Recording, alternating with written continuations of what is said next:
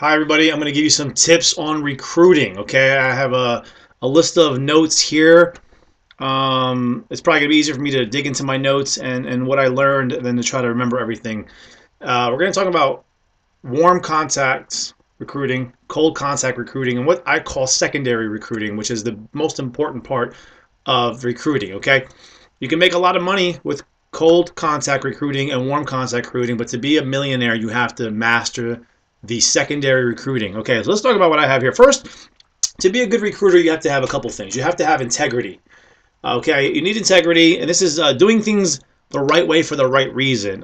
People want to follow somebody going somewhere. Okay, if you're doing things properly and people see that, and people are going to want to follow you. I mean, when I go somewhere and they see my success and they see the integrity that I have, that I'm constantly helping my team, I'm doing meetings, I'm doing these videos, they realize this guy has integrity, and we want to be with somebody who has integrity. People want to follow people that are going places, and that's just the way life is. Now, let's see here. If you get somebody to join the business because of the amazing compensation plan we have, which is possible, but they see that you're not doing things correctly, or something's just not right with you, or they're going to quit. Bottom line, if the sponsor, I mean, now personally for me, I wouldn't have quit if my sponsor was doing things that didn't seem right or wasn't on top of his A game. But most people, if the guy that brought him in is not doing things right, or is not doesn't have integrity as far as running this business, they might quit. You could have integrity and people still quit in this business. Don't get me wrong, but I'm just saying. Okay, now another thing is you need to be a good listener. That means you don't want to bombard people with Ignite, guys. Listen to people. Let me give you an example. Dr. Scott, somebody I personally sponsored about 90 days ago. When we were in the gym that day, he approached me. He hadn't seen me in 4 years. He asked me how I was doing. I didn't say, oh my God, hey, I got this thing with electricity. You got to do it. We started talking. I asked him how he was, what's he been up to, and he said, well, I've been doing surgeries. I'm cutting back. I'm tired of my business. I'm kind of worn out with the same routine every day. I wish I could find something exciting that I could actually make money with too, instead of having to work as much at the hospital. And I said, bingo, I found a solution to your problem. He goes, what do you mean? I said, I have the solution to your problem. I wasn't trying to sell him Ignite, but I had the solution to his problem. And I showed it to him, and guys, he joined. And everybody knows Dr. Scott's going to be a senior director very shortly. Now, I didn't bombard him with Ignite. I presented Ignite as a solution. I didn't shove it in his face. I didn't throw it at him. When you throw something at people, it makes them feel like you need them. And sometimes if you're too persistently needing somebody, they back away. It's just human nature. Sometimes it's better to give somebody Ignite and take it away from them. What does that mean? That means you say, hey, how you been? What have you been up to? I got this great, amazing opportunity. I'm making like $1,000 a month. But anyway, so tell me, what you been up to? Well, hold on a second. How are you making $1,000 a month? People's mind, when you take something away from them, I mean, you guys know this is true. I mean, any other aspects of life. I mean, you ever been in a situation where your relationship, and some people, you treat them really good, you show them you like them, you buy them flowers, you send them text messages, and they're kind of like, whoa, I'm backing away. This person wants me. He's needy. All of a sudden, you stop texting them. You don't talk to them for 3 days. All of a sudden, they're texting you. They're looking for you. They want, and that's just human nature. So it's the same thing in this business. If you master the mind of people, you will do well in this business. Okay. Now, posture. You got to be confident, guys. If you don't seem confident at the invite, they will not be interested. You got to seem confident. Be confident on the phone call. I have a business deal to share with you. Not, hey, George, I'm having this thing tonight at Starters, and I mean, if you can make it, it kind of would, I'm not, I mean, I don't know a lot, but it would be, no, stop. You got to have confidence, guys. Most people, when I do meetings, they join because they see the confidence that I have. I'm confident about this business. I know the information. I have the attitude where, look, I'm making a lot of money. My team is making a lot of money. You can either join me and you can be wealthy and you can have a great life, or you can continue to do what you're doing because I could care less. I have that confidence. They see that I'm going places, guys, and they want to come with me, okay? So be confident when the invite. People are watching you as you're telling them about this business. People are studying you, and they're saying, what is this guy doing? What is he saying? How is he saying it? I don't know, okay? But when you're very confident, it helps. So these are some of the characteristics you need to be a good recruiter, okay? To be a good recruiter, you need integrity, you need confidence, okay? And you need to not throw things at the person, okay? Make them want to learn more. Now, let's talk about warm contacts. Warm market contacts are the written list that you have and that you're inviting these people to meetings. Okay, so this is the warm contacts. This is a list of people that you make in the beginning that you're inviting to meetings. I'm not sure if I said it. Yeah, I have said the word form and before. Form was Friends, occupation, recreation, people you spend money with. Make a list, get those people on that list, and validate it. Now, what I want you to do is think about this. Lag time. Don't be upset about lag time. What does lag time mean? That means that there was a year ago when I showed the presentation to somebody, he did not want to join, but he called me a year later and he joined Ignite. He now is in my senior director code rather than my director code. I'm so happy he didn't join.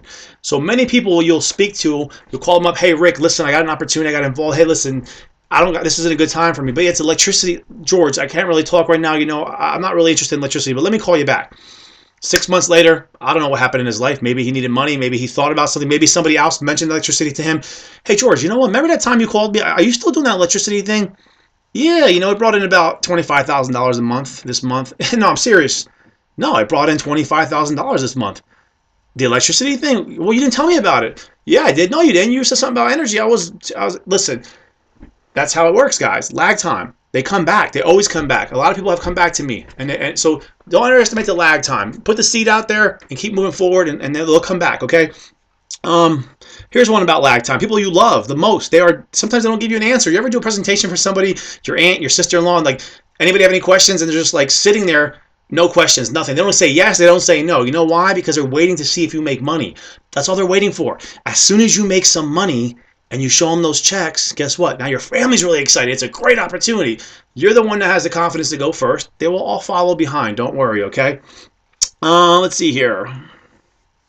Half the battle is sticking with it, by the way. If you fail long enough in life, you will eventually succeed. We're a football team, right? We're trying to get a first down. We have 4 tries. Well, we go 0-4. The next out, we're out the field. We go 0-4 again. If we would not continue to try, we would never get a first down. If you're a baseball batter and you swing 10 times and you miss, you're eventually going to hit that ball, eventually. But if you don't continue to swing that bat, you're never going to hit the ball. Okay? So that is the reason why you can't quit in this business, because eventually it will happen, okay? It will definitely happen. Now, let's see here. Big fear that people have is with recruiting them, for getting them to sign up, is that they have a fear of doing presentations. So you have to relay to them that they don't have to go out and build this business by themselves. We are building this business together, and together we can knock this business out of the ballpark. This is why when I do presentations, as I just did one today in Jersey, I said to the ladies, listen, ladies, I don't want you doing the presentations. I give them 5 ways to show the business plan: website video, DVD, webinar, hotel meeting, and myself doing it for them. All 5 ways. They don't have to speak. So I just need you to set the appointment and master that invitation, set the meeting, and let us take care of the rest. Okay? So be sure we relate that message to people who do not have the time to do the meetings themselves or don't want to do the meetings themselves. Okay? What do you do when you're out of people? This one makes me laugh because I don't understand how you could ever run out of people in life, but I think I know what people mean. They mean what happens when I run out of my list, right? So you use a cold market recruiting. This is what we're going to talk about now. These are folks that you don't know, but they become your warm market. So, for example, I didn't really know Dr. Scott, but he became my warm market.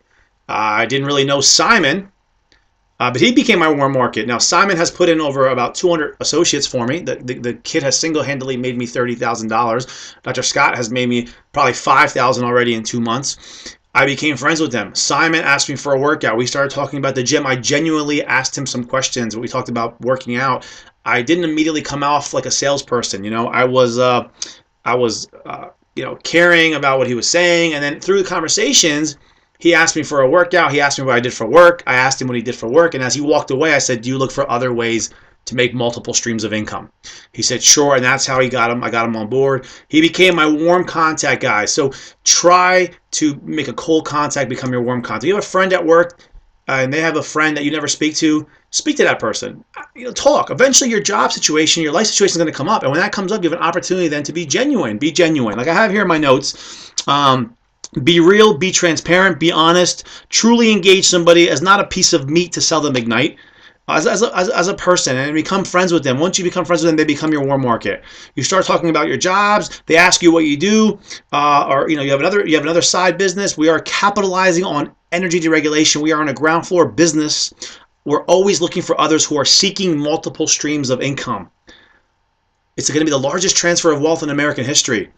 That's it. And then you tell them, hey, I'd love to show it to you if you're interested. Boom. That's it, guys. Very simply done. Okay.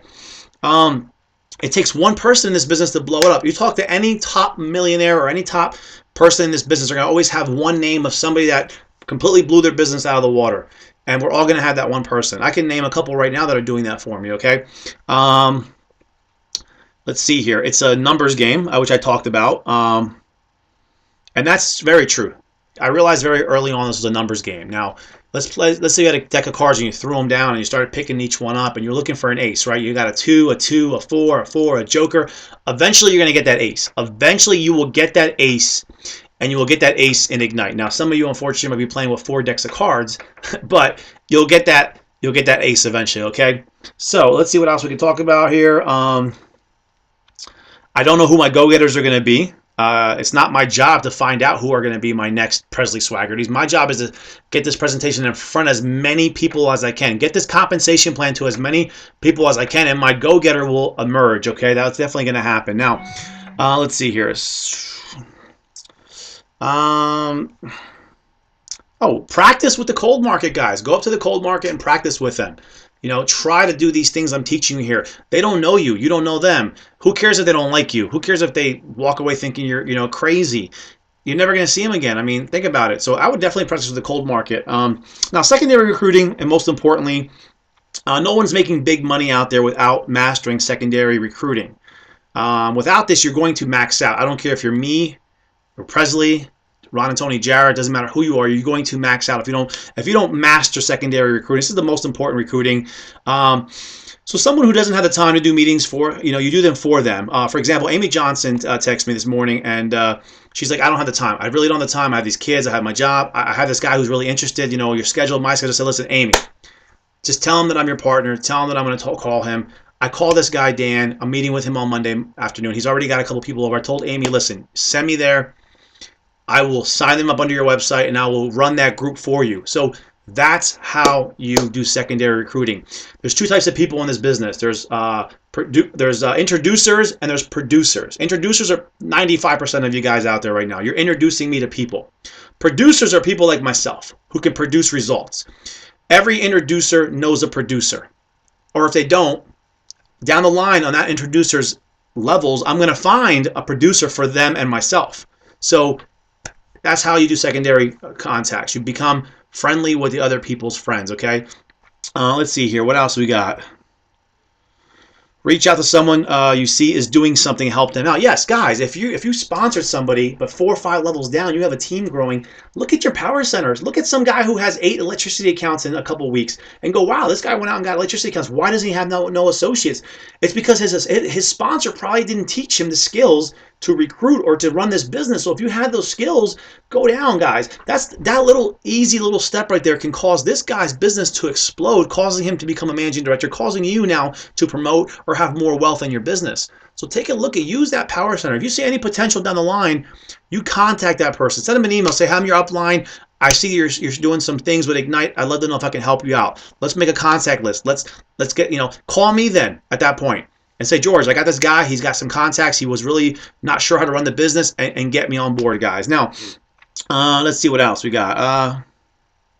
That's about it, guys. This is recruiting. We got warm market, your friends. Cold market is people that you meet out in public. Now, cards are a great thing if you're going to be able to give somebody a card. Like today, I'll give you an example. I was on the highway, Route 46 in New Jersey, at a red light in a highway, stopped my car, honked my horn. The lady next to me was putting makeup on. She looked very ambitious. She was wearing a business suit. Her license plate said Maryland. I had to give her my card. I got out of the car, said, listen, ma'am, we're making a lot of money. I have a business in Maryland for you. Take my card and let me know what you think. I wasn't going to have a chance to get her to sit with me at Panera. That was where the card came into play. But if you have a chance to get that person in front of a 30-minute presentation, get their business card, get their number, call them and set the appointment. Get that, sell that 30-minute time slot. Otherwise, you give them a card and hope for the best, okay? So we got cold contact recruiting, warm contact recruiting. Secondary recruiting is when you're helping build people underneath your team with their contacts. You're getting their contacts. You're becoming friends with their contacts. Every single one of Darren Vasquez's contacts now under his team are my contacts. I can now secondary recruit and help grow off of them. I can help with their people, okay? And basically learn to be confident and have integrity. And if you don't, then you know what? You find somebody who does, all right? And that's what you got me here for, all right? Anyway, guys, 15-minute video, a little bit longer than I expected to go, but this is all about recruiting. This is what this business is about. Recruit, recruit, recruit. Let's ignite.